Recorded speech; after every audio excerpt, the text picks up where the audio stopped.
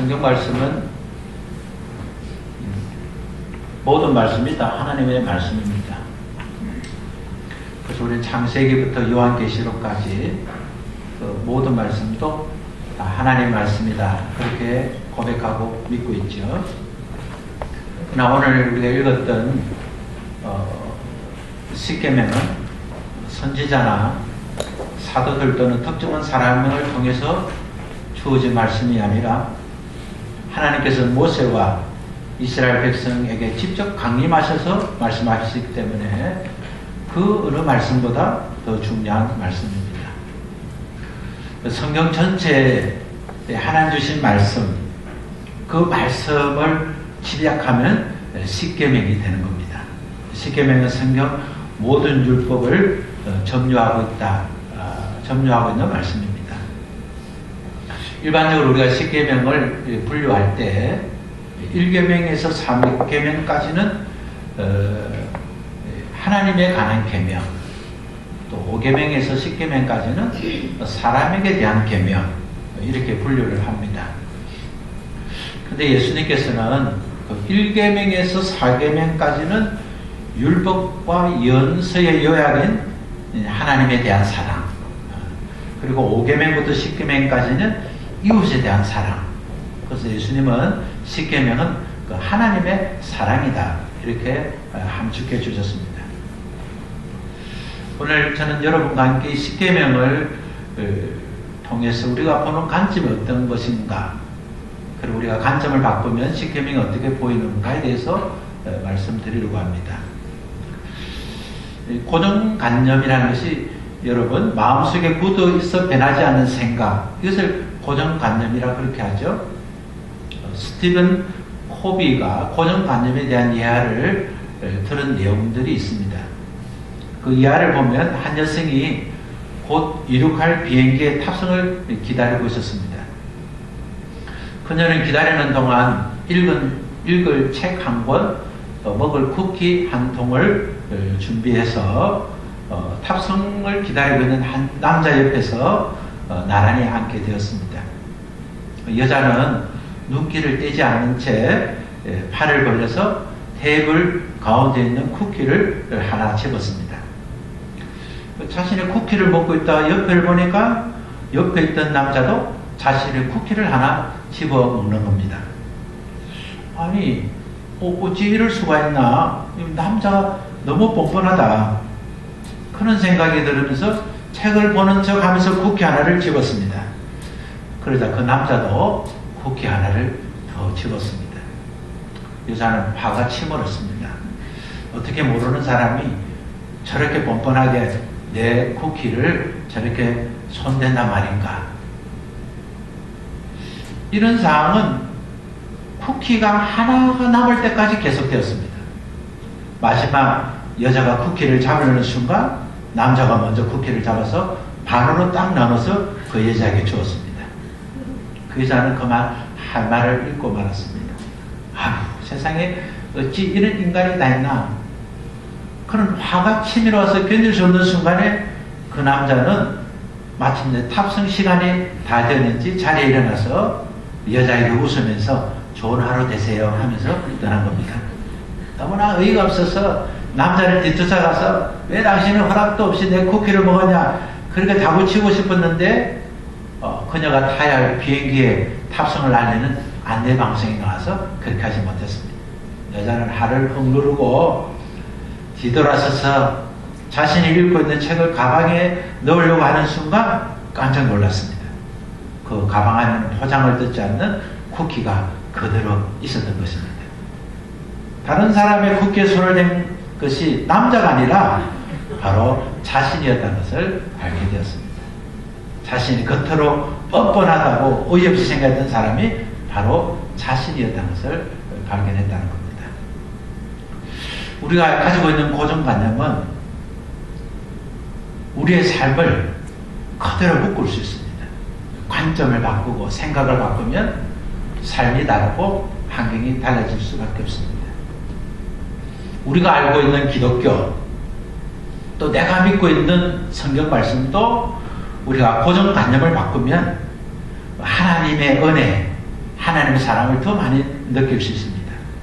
사람의 입장에서 성경을 해석하다가 어느 날 하나님의 입장에서 해석을 해보면 하나님의 사랑이 이런 것이구나, 참 하나님의 은혜가 이런 것이구나 하는 것을 느끼게 됩니다.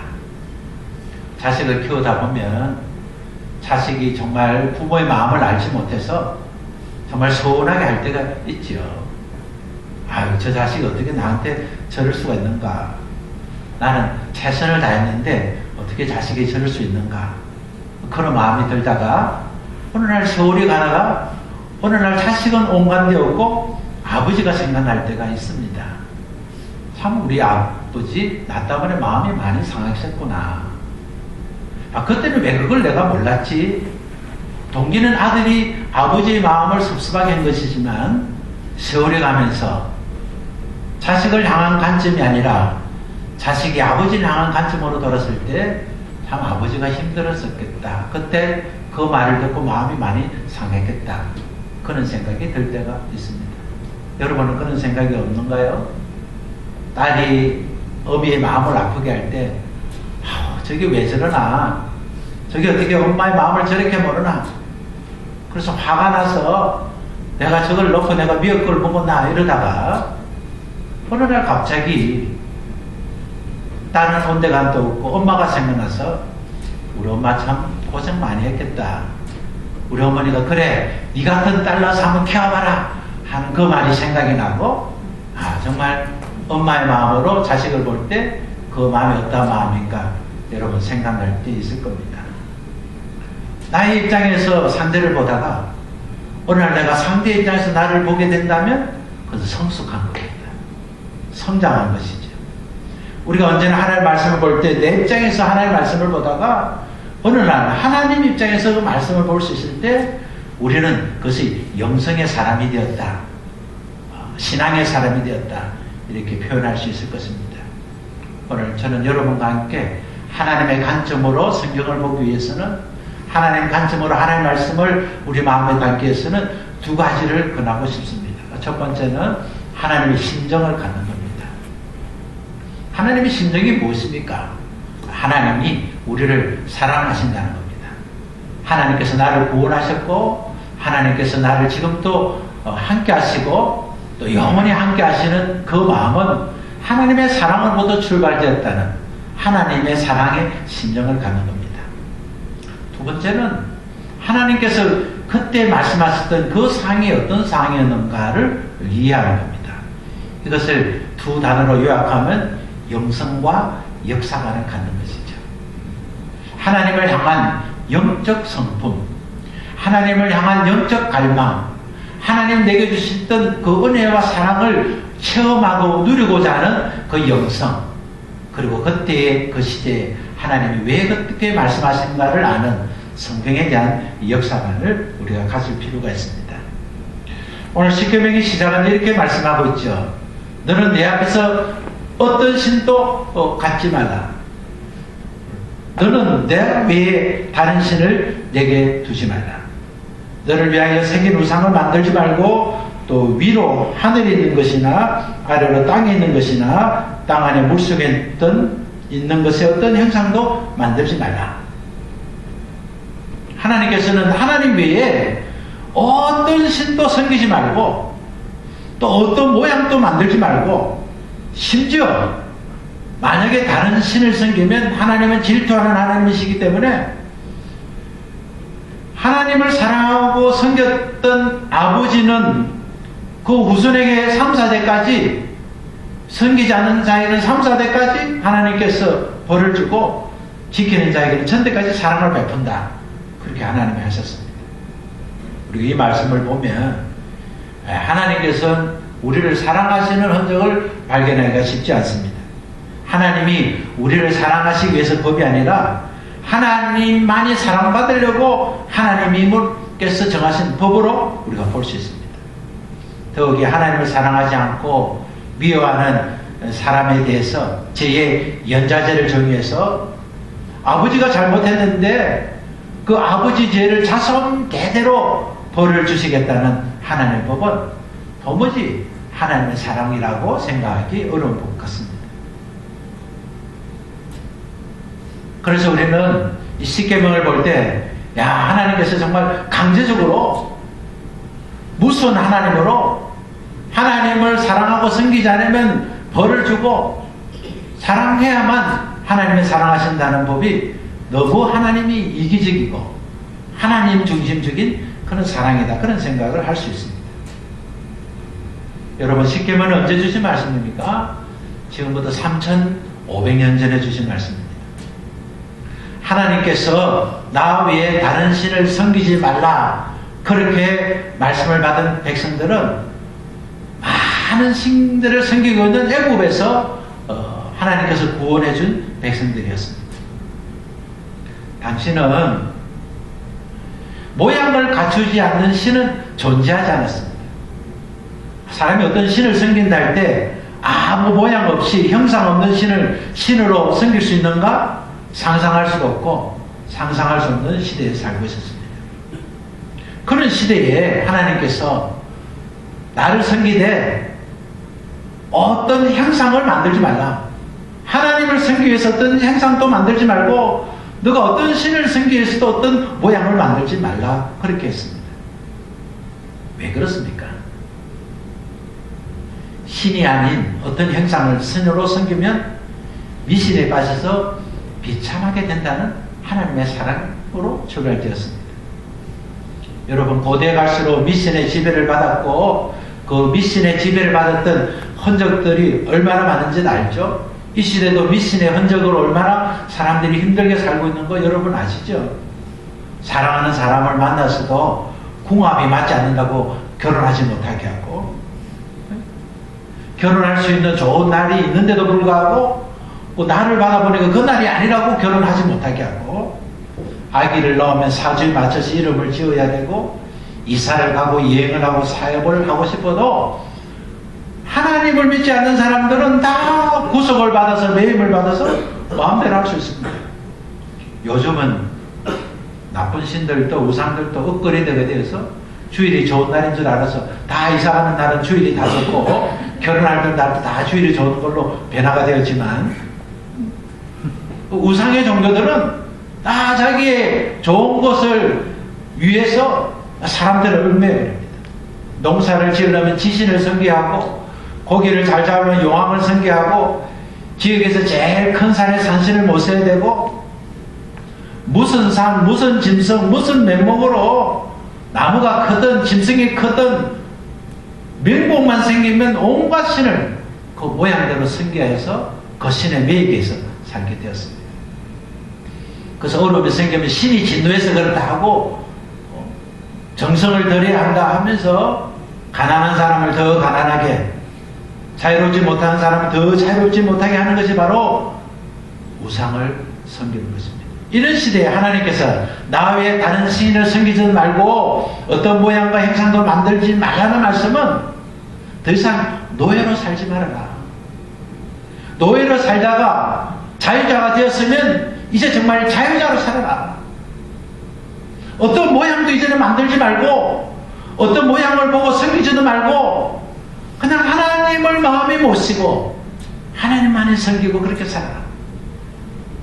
하나님께서는 하나님 외에 다른 신은 다 헛상으로 만든 신이기 때문에, 사람이 만들었던 신이기 때문에 그렇게 하지 말아야 진정한 행복을 누릴 수 있다는 사랑의 말씀이었습니다.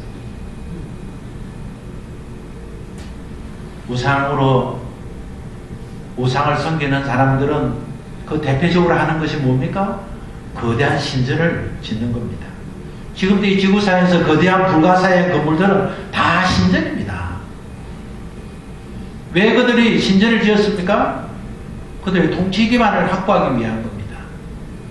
왕으로 군림하면 자신이 신이라고 하든지 아니면 신의 아들이라고 말해서 그 신전을 통해서 그 우상 숭배의 종교를 통해서 자기의 권력과 통치권을 확보하기 위해서 신전을 만들게 한 겁니다.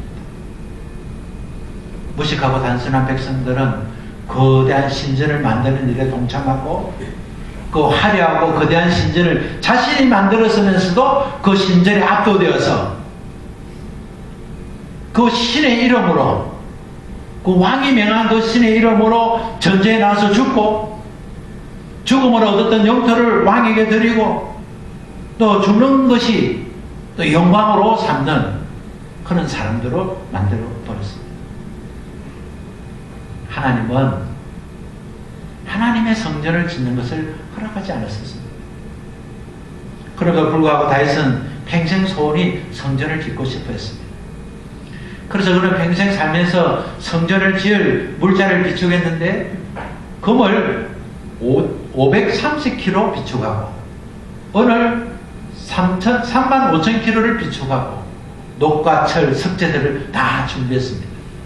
그럼에도 불구하고 다윗은 그것을 이루지 못하고 그의 아들 솔로몬이 지었는데 솔로몬이 지었던 그 아름다운 성전이 그렇게 크지도 않습니다. 길이는 27m, 넓이는 13.5m. 다른 어떤 신전에 비해서는 어쩌면 더 작고 초라하기 그지없는 그런 성전이었습니다.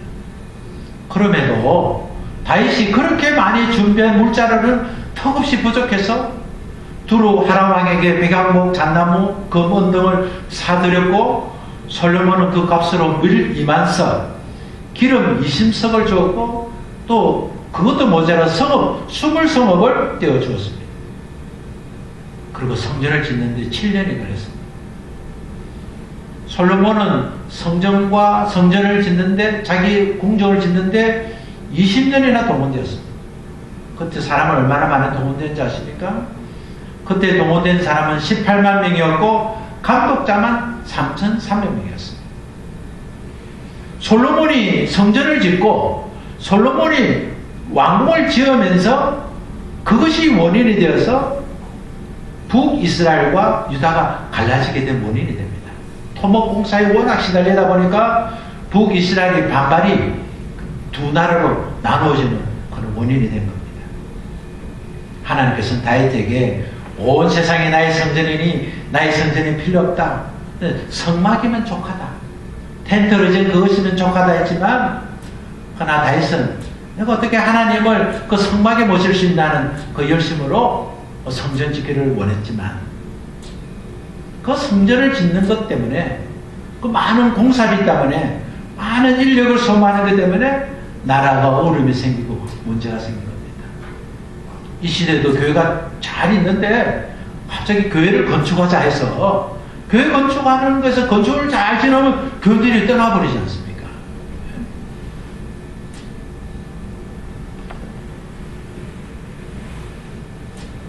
우상을 섬기고 우상을 섬기는 그 우상을 더 그리게 하기 위해서 큰 신전을 만들고 그래서 우상을 섬기는 그 신앙을 가진 사람들이 노예로 전락되어 짐승같이 살고 우상 종교의 체계 안에서 주변의 5% 내만이 호화로운 생활을 하고 95%는 다 가난에 찌들려서 어려움에 찌들려서 사는 것이 바로 우상 숭배입니다.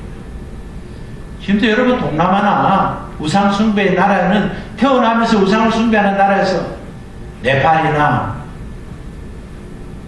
또 동남아 지역에 그 우상을 섬기고 우상이 많은 나라는 얼마나 어려움을 겪고 있습니다. 하나님은 만들어진 거짓 신들은 다 거짓된 신이다.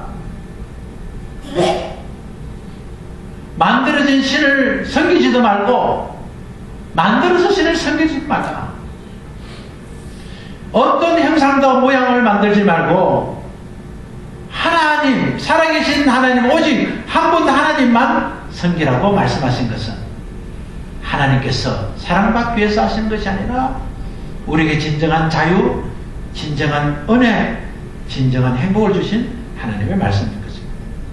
하나님이 어떤 하나님인가는 우리가 읽지는 않았지만 창세기 출애굽기 21장에 보면 하나님께서 20장에 보면 하나님께서 제사를 대해서 기록했었죠. 22절에 보면 제사에 관한 법이 있죠. 22절만 한번 읽겠습니다. 여호와께서 모세에게 이르시되 너는 이스라엘 자손에게 이같이 이르라. 내가 하늘에부터 너에게 말하노니 내 스스로 보았으니. 이렇게 하면서 22절을 봅시다. 내가 토단을 쌓고 그 위에 내 양과 소로 24절 시작. 내가 토단을 쌓고 그 위에 내 양과 소로 내 번제와 화목제를 드리라. 내가 내 이름을 기념하게 하는 모든 곳에서 내게 임하여 복을 주리라. 하나님께서 나 외에 다른 신을 섬기지 말라. 어떤 모양과 형상을 만들지 말라. 그렇게 하시면서 하나님께 예배하는 예배는 크게 두 가지를 하나님이 정해주셨는데 그것은 바로 번제와 화목제죠. 다른 말로 속죄제와 화목제죠. 하나님께서 번제와 화목제를 드리라. 번제는 속죄제, 번제의 가장 중심은 죄를 용서받는 겁니다. 속죄제는 반드시 번제를 드렸는데 먼저 이제 번제를 드릴 때 이렇습니다. 자신이 죄를 지은 사람이 짐승 한 마리를 선택합니다. 그렇지, 짐승 위에 머리에 손을 얹고 자신의 모든 죄를 이 짐승에게 전가합니다. 하나님, 나는 도둑질했습니다. 하나님, 나는 미워했습니다. 하나님, 저는 이런 잘못을 저질렀습니다. 하나님, 나의 모든 죄를 이 짐승에게 전가합니다. 이 짐승에게 딱 전가를 시킵니다. 그러면 전가된 짐승을 잡아서 이제 하나님 앞에 제물을 드려서 완전히 다 태워서 하나님께 드리는 죄, 번제, 불로 태워서 완전히 드리는 죄를 이제 속죄제, 번제라 그렇게 하죠. 이 제사 중에서 번제가 하나님 앞에 드리는 큰 비중을 차지하는데요. 우리도 하나님 앞에 하나님 앞에 큰 예배는 예수님께서 우리의 죄를 모두 전가받으셔서 우리의 죄는 다 예수님께 드려지고 예수님께서 십자가 달려 죽으심으로 우리가 용서받았던 그 사실을 우리가 누리고 고백하는 자가 진정한 예배죠. 예배를 드릴 때 그냥 예배라는 것이 한 주간 이제 교회 와서 하나님의 말씀을 듣고 은혜 받았다가 또 가만히 있다 다음 주도 은혜 받기 위해서 그렇게 예배가 아니라 오늘 예배 여러분 가장 성공자는 그래, 예수님께서 내 죄를 다 짊어지셨지. 예수님께서는 나의 모든 잘못을 대신 용서해 주셨지. 대신 짊어주셔서 죄값을 다 치러줬지. 이것을 알고 그 기쁜 마음으로 예배드리는 거 첫 번째 예배자의 기쁨이죠. 근데 번제는 단순히 죄를 지었다고 해서 그 지은 죄를 용서받는 종교 의식만이 아닙니다. 번제는 내가 하나님 앞에 잘못했습니다 하고 번제 제물로 짐승에게 전가를 시키면서 결단이 있어야 됩니다. 하나님, 다시는 죄를 짓지 않겠습니다. 하나님, 이제부터는 정말 정결한 삶을 살겠습니다. 그런 마음으로 시작되는 것이 번제입니다. 근데 여러분이 만약에 어떤 잘못을 해도 내가 오늘 좀 많은 잘못을 많이 저질렀으니까 이번에 교회 가서 내가 하나님 잘못을 용서하고 한번 털고 와야 되겠다. 피청산하듯이 그렇게 잘못하면 안 됩니다. 내가 용서받을 줄 알고 죄를 짓는 것은 용서받기 어렵습니다. 잘 살려고 예를 쓰는데 잘못한 거 용서받아야 되지만 한번 잘못 틀면 되지. 그래서 예수 믿지 않는 사람은 이런 시각으로 본다는 겁니다. 막 잘못을 저질렀다가 주일날 한번 가서 탁 한번 틀고 오고 하는 것처럼 보여서 보기가 싫다는 겁니다. 며칠 전에 어떤 분하고 식사를 했는데 그분이 저에게 그랬어요.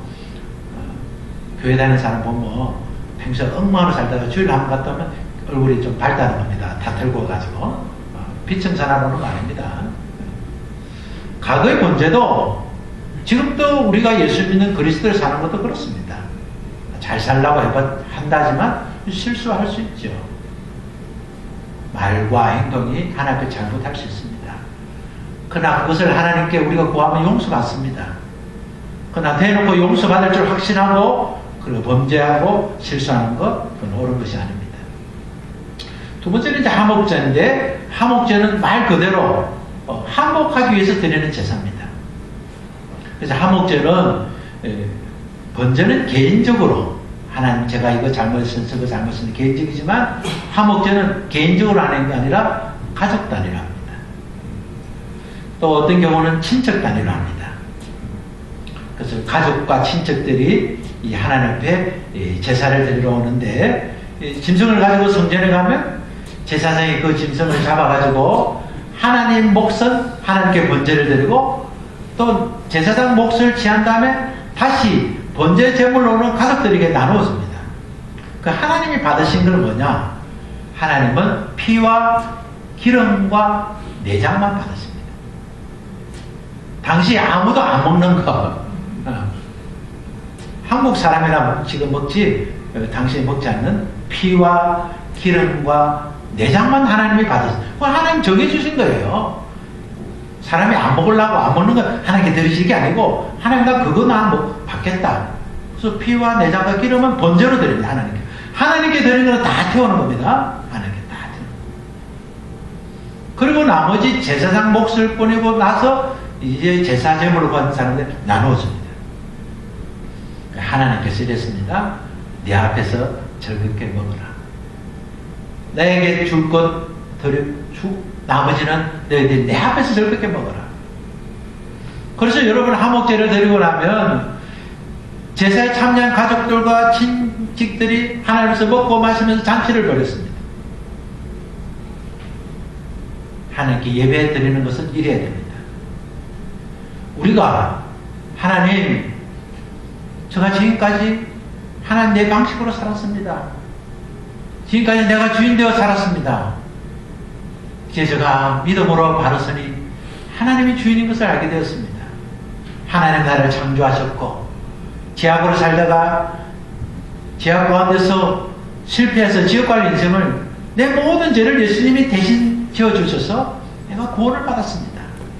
내가 그 기쁨으로 주님 앞에 나왔습니다. 그리고 우리 예배를 드리고 예배 후에 함께 우리가 화목 제사를 참석하게 됩니다.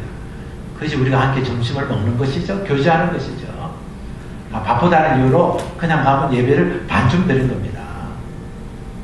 교회 밥을 안 먹고 결혼식장에 그거 가야 밥이 더 많기 때문에 거기에 먹겠다 그러고 싶어도 그러지 마시고, 그런 유혹에 들지 않도록 고기를 구우니까 고기를 굽지 않습니다. 그만하면 좋은 식당입니다. 그러니까 여러분, 예배가 하나님 앞에 번제를 드리고 내 모든 것을 하나님께 드리고 또 화목제를 하나님께 드리게 하는 것이 바로 하나님께 사랑입니다. 하나님 우리에게 보고 싶은 그겁니다. 화목하게 살아라. 너희 가정에서, 너희 교회에서, 너희 삶에서 하나님께 드리고 하나님 주신 것으로 기쁘게 행복하게 살아라. 그것이 하나님의 마음이죠. 저는 하나님께서 나 여호와는 질투하는 하나님이니 하면서 그렇게 말씀하신 그 질투가 어떤 것인 줄 압니다. 왜냐하면 저는 저 딸에게 대한 질투가 있기 때문에 아비가 가지는 질투가 어떤 것인지 잘 알고 있습니다. 저는 딸이 사랑받지 않으면 정말 견딜 수 못하는 사랑의 질투가 있습니다. 그 남자라고는 오직 저만 있어야 될 줄 알았는데 어떤 한 남자가 나타났습니다. 제가 중매했기 때문에 할 말은 없지만 그 남자와 결혼해서 살고 있습니다. 그 아이가 둘이서 서로 말하고 행동하고 사이좋게 보면 제 마음이 기쁩니다. 왜 그렇습니까? 저에게 질투가 있기 때문입니다. 제 질투는 오직 딸이 사랑받고 사랑하면서 사는 것이기 때문에, 만약에 사랑받을 내 딸이 사랑받지 못하면 저의 그 질투는 그 아이를 용서하지 않을 겁니다. 우리 딸을 힘들게 하고 어렵게 하고 아프게 하는 그 많은 사람들을 보면서 제 마음에 질투가 오를 겁니다. 내 딸이 어떤 딸인데 내가 저걸 얼마나 사랑하는데 저럴 수가 있는가.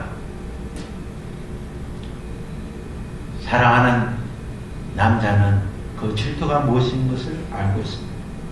사랑하는 자녀를 둔 아버지가 사랑하는 자녀를 질투하는 그 사랑이 뭔지를 아는 사람은 하나님은 질투하신 하나님이라는 것이 어떤 뜻인가를 여러분 이해하실 겁니다.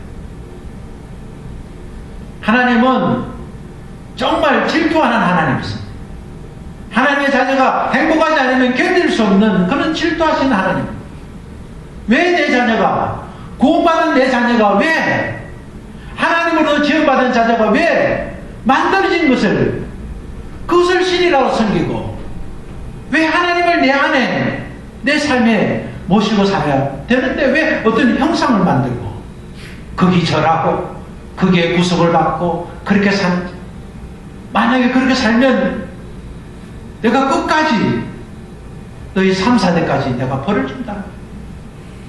그러나 정말 내 말을 듣고 나를 사랑하고 나를 섬기고 나를 예배하면 내가 끝까지 천대와 삼사대는 비교할 수 있겠습니까? 하나님께서 그래 하시겠다고 그렇게 약속하셨습니다. 그래서 하나님께서 세 번째 하신 것이 뭡니까? 하나님께서 너는 내 하나님 여호와 이름을 망령되이 부르지 마라. 하나님의 이름을 함부로 덜먹이는 사람들은 하나님께서 저업하지 않겠다고 하셨습니다. 현재나 가거나 주님 오실 그때까지 하나님 이름을 사칭하면서 자식이 입속을 세우는 사람들이 참 많이 있습니다. 여러분, 그런 것은 좋은 일이 아닙니다. 이스라엘의 역사와 왕정기 유대교 중수시대 성직자 권력자들이 다 하나님 이름으로 자신의 뜻을 높였습니다. 하나님의 영광을 위하여는 문구를 남발했습니다. 우상과 마술과 점수를 하는 사람들도 하나님의 이름을 남발했습니다. 여러분의 언어 속에서 다 하나님이 해주셨습니다. 하나님의 은혜입니다. 고백하는 건 너무 좋습니다. 그러나 너무 남발하지 않도록 조심해야 됩니다. 음식을 먹어서 체한 것은 빨리 먹어서 체했지 하나님께서 급하게 먹었더니 체하게 하시더라고요. 그런 거 아닙니다. 자기가 먹으면서 체했지 하나님 체하게 왜 하십니까? 뛰어가자 넘어졌는데 하나님 뛰지 말라고 넘어지게 하셨더라고요. 아니, 넘어지게 하나님 안 하셨어요. 왜 하나님이 다리를 걸겠어요? 그렇지 않습니다. 하나님의 이름을 함부로 사용하지 마세요. 어떤 회사에 취직하기 위해서 기도했다가 취직되면 하나님의 은혜라 그렇게 하면 됩니다. 하나님이 저를 취직시켰어요. 그 다음날 잘렸습니다. 하나님이 잘라셨는가요? 함부로 그렇게 사용하지 마시고 그냥 하나님의 은혜다. 하나님 내게 복을 주셨다. 이런 일을 통해서 내가 어떻게 해야 될 건가? 이렇게 해야지 모든 것 하나님의 이름으로 하나님의 이름으로 안 될 때는 또 어떻게 할 거예요? 그래서 하나님께서는 내 이름을 함부로 부르지 마라. 하나님의 영광을 높이려고 하는 동기가 하더라도 함부로 부르면 그는 죄없다 하지 않겠다. 그렇게 했습니다. 이 시대에 교회를 짓는 것이 하나님의 뜻입니다. 그렇게 해서 그러니까 작정하는 대로 헌금하십시오. 작정하면 그 돈이 어디서 나옵니까? 마음에 또 감동대로 가면 큰일 납니다. 형편대로 해야 됩니다. 왜 감동대로 합니까? 감동대로 사가다 카드 번호가 여러분 힘든 경험들이 많으시죠? 백화점 갔으면 결코 감동대로 해서는 안 됩니다. 형편대로. 하나님이 우리에게 주신 말씀은 이성대로, 하나님 주신 은혜대로 감동이 막 치우쳐도 내가 그렇게 하면 내 가정이 살 수 있을까? 일단 바치면 살 수 있다. 그런 거 하나님을 망령되게 하는 것이죠. 하나님 그렇게 하지 않았습니다. 여러분의 주어진 행편대로, 주어진 믿음대로 때로는 감당할 수 못하더라도 하나님의 은혜로 할 수 있겠다 하는 그런 여러 가지 사항들을 남편 몰래 하지 마시고 아내 몰래 하지 마시고 아브라함은 자기 아내 그 성납도 받지 않고 이삭을 바쳤다. 그거 어떻게 알아요? 성납 안 받았다는 증거 없어요. 아침 일찍 떠났다는 것이지. 그러니까 하나님의 이름을 마음대로 자기의 필요한데 도용하고 사용해서 그것이 하나님의 뜻이다. 우리 이번에 개하자. 이게 다 하나님의 뜻이다. 언제 우리가 제주도 놀러 가겠냐? 5만원씩 모아서 하나님 뜻이다 이게. 내가 기도해 봤다. 그러면 안 됩니다. 하나님 뜻은 돈 있는 사람이 많이 내고 어떤 사람 같이 가면 그런 건 하나님 뜻이 될 수 있죠. 하나님 사랑을 하셨기 때문에 어려운 사람 도와줘야 했기 때문에. 네 번째는 안식일을 지키라. 거룩하게 지키라. 그렇겠죠? 8절을 같이 읽겠습니다. 안식일을 기억하여 거룩하게 지켜라. 안식일을 지키기 위해서는 전제 조건은 뭡니까? 기억하는 겁니다. 무엇을 기억하는 겁니까? 하나님이 쉬게 하게 하셨다는 것을 기억하게 하는 것이죠. 여러분, 안식일은 자기 혼자만 쉬는 것이 안식일이 아닙니다. 사업하시는 분이 자기는 안식일을 지킨다고 직원들은 다 출근해라. 나는 뭐 교회 직분자니까 안식일 지켜서 교회 간다. 그리고 자기만 교회고 다른 사람 일하게 시키는 거 안식일 지키는 게 아닙니다. 교회 오는 겁니다. 하나님은 성전에 가라 교회에 가라 하지 않고 안식일을 지키라 이렇게 했습니다. 사업 정도 하면 안식일 문 좀 닫고 직원들이 덕을 보고 농사 짓는 사람들도 가축을 위해서 그 이상을 좀 가축도 쉬게 하는 것이 안식일. 안식일의 기쁨은 안식일을 주신 하나님의 사랑을 아는 자만이 가질 수 있습니다. 안식일이 확대된 것이 안식년이죠. 안식년은 1년을 쉬는 것인데 그냥 쉬고 지내라는 것이 아닌 겁니다. 안식년이 되면 몸을 저당 잡힌 남자 여장들을 본래 가정으로 보내주는 거예요. 돈이 없어서 형편이 어려워서 조금 재물을 졌는데 그것이 점점 갚지 못하면 결국 몸이 재무가 되는 겁니다. 그것이 종들이죠. 하나님의 안식년이 되면 종들을 풀어주고 부채를 면제할 뿐만 아니라 빈손을 가지 않고 가지고 갈 수 있는 넉넉한 것을 주라 그렇게 말씀했습니다. 왜 그렇습니까? 원래 행복한 장소로 보내주라는 겁니다. 저는 우리 교회 가족들이 다 사업을 해서 경영을 이렇게 좀 했으면 좋겠다 그런 생각합니다. 요즘에는 이미 월요일부터 금요일까지만 주 5일째 근무가 이미 보편화되었지만 여러분이 사업을 하시면 그냥 여세 동안 열심히 일하고 주일은 쉴 수 있도록 안식일을 거룩히 지킨다는 것은 소극적으로 일하지 않는 것이 아니라 적극적으로 하나님을 사랑하는 겁니다. 오늘 주일이니까 안식일은 쉬자 이런 게 아니고 그날에 쉬게 하신 하나님, 하나님께서 하나님만을 사랑하고 섬겨서 하나님 주신 복을 받게 하고 사람들은 명수를 만들고 또 반은 명수고 반은 짐승, 반은 사람이고 반은 짐승은 반인 반수 이런 것들을 만들어서 대신들 크게 만들어서 웅장하게 만들어 자기들이 만들어 놓고 거기다가 막 두려워하고 절하고 섬기고 빌고 그런 어리석은 짓을 이제 그만해라. 신은 하나님밖에 없다. 그 하나님을 섬기기 위해서도 어떤 것도 만들지 말라. 만들어진 것은 이미 신이 아니다. 사람의 손으로 만들어진 것은 신이 아니다. 사람을 만드시고 우주를 만드시고 세상 모든 만물을 만드신 그 하나님을 만들려 하지 말고 섬기려고만 해라. 그 하나님을 섬기고 그 하나님 때문에 행복하고 그 하나님 때문에 기뻐하는 그날을 쉬면서 여섯 동안 열심히 일하면서 누리다가 안식일을 쉬면서 안식일을 기억하면서 하나님으로 인해서 제가 안식하게 되었습니다. 죄에서부터 안식하게 되었습니다. 사망으로부터 안식하게 되었습니다. 심판으로부터 안식하게 되었습니다. 모든 우상과 간섭에서 제가 안식하게 되었습니다. 그 주님을 찬양합니다. 그 주님은 정말 나로 정말 그 주님을 제가 예배합니다. 그 안식일을 기억하고 그날이 쉬어라는 겁니다. 그렇게 쉬는 자만이 그리스도께서 주시는 축복을 누리게 되는 것입니다. 10계명 가운데 1계명보다 4계명은 하나님을 섬기는 법이라고 우리가 알고 있었습니다. 그래서 하나님을 섬기기 위해서 우상을 만들지 말고 거룩하신 이름을 함부로 부르지 말고 안식을 지켜라 하는 말씀으로만 우리는 생각했습니다. 그러나 우리가 관점을 하나님의 입장으로 돌아보면 정말 우리가 영성의 사람이 되고 역사를 아는 사람이 되면 정말 하나님께서 우리를 너무 사랑하셨구나. 하나님의 사랑은 정말 위대하시고 거룩하신 하나님의 사랑인 것을 알게 되는 것입니다. 여러분, 우리의 결심은 그저 행위적인 그런 신앙의 결심을 하지 말고 내가 교회를 다니는 사람이니까 주일날 일 안 해야지.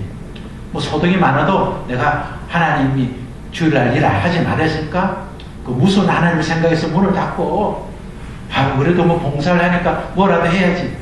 이런 하나님과의 관계가 무서운 하나님, 명령하시기 때문에 순종하는 그런 하나님으로 여러분 생각하지 마시고 정말 좋으신 하나님, 사랑이 많으신 하나님, 사랑으로 우리를 길러주시고 입혀주시고 먹여주시고 채워주시려는 그 하나님 사랑을 알고 안식일을 기억해서 하나님 사랑 앞에 예배하고 하나님 사랑 앞에 화목해서 그렇게 사는 가정, 그렇게 사는 교회, 그렇게 사는 여러분이 되어야 진정한 하나님의 사람이 되지 않겠습니까? 오늘 이 시간부터 여러분 마음에 결심하면서 하나님, 저는 완전하지 않지만 이제 완전하신 하나님을 제가 찬양하며 살겠습니다. 하나님, 다른 관점으로 살겠습니다. 나를 미워하는 사람에게 왜 저 사람이 나를 미워하는지 그 사람의 입장에서 한번 생각해 보겠습니다. 아내 입장에서, 남편의 입장에서, 그리고 더 나아가 하나님 입장에서 제가 하나님 말씀을 보겠습니다. 그렇게 하면 하나님 주신 축복을 누리게 될 겁니다. 우리 한번 일어나겠습니까? 그리고 우리는 완전하신 하나님, 우리 한번 더 찬양 한번 해보겠습니다. 주는 완전합니다.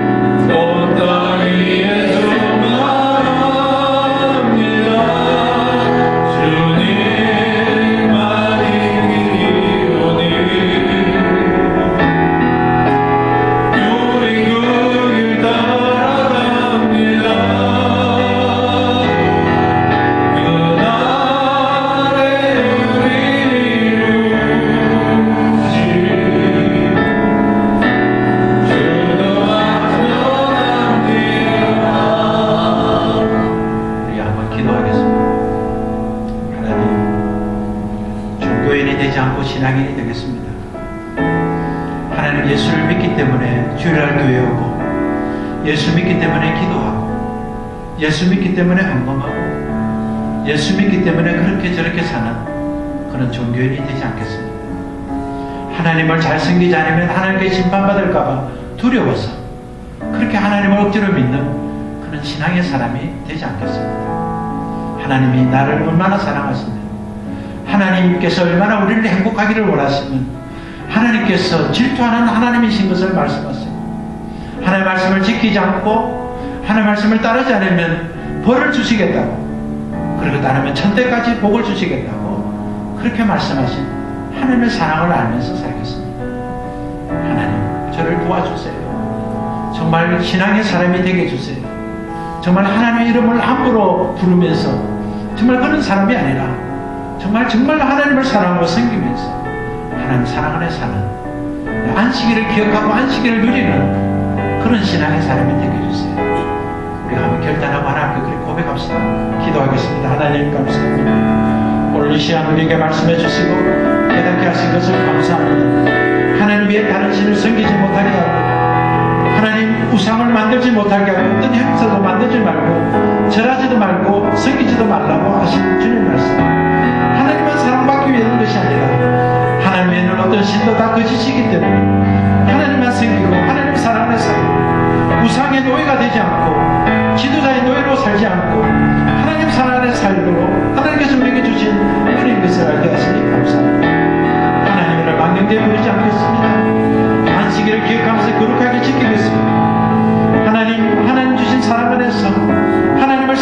이웃을 사랑하며 살겠습니다. 하나님 우리를 도와주옵소서. 하나님 우리의 은혜를 베풀어 주옵소서. 예수 이제는 우리 주 예수 그리스도의 은혜와 하나님 아버지의 크신 사랑과 성령님의 교통하심이 하나님께서 우리를 사랑하셔서 우리가 하나님 앞에서 행복하고 기뻐하고 감사하며 즐거운 인생 되기를 원해서 우리에게 주신 그 말씀인 줄 깨닫고 이제 정말 하나님만 사랑하고 하나님만 섬기고 하나님 우리에게 힘을 주신 그날의 기쁨을 기억하고 하나님이 거룩하시니 우리도 거룩하게 살아라는 그 말씀의 의도를 알아서 거룩한 백성의 축복을 누리기를 작정한 사랑하는 형제자매들 우리 위에 저들의 가정 위에 저들의 일터 위에 저들의 삶 위에 언제나 함께 계시기를 우리 주 예수 그리스도 이름으로 축원합니다. 아멘.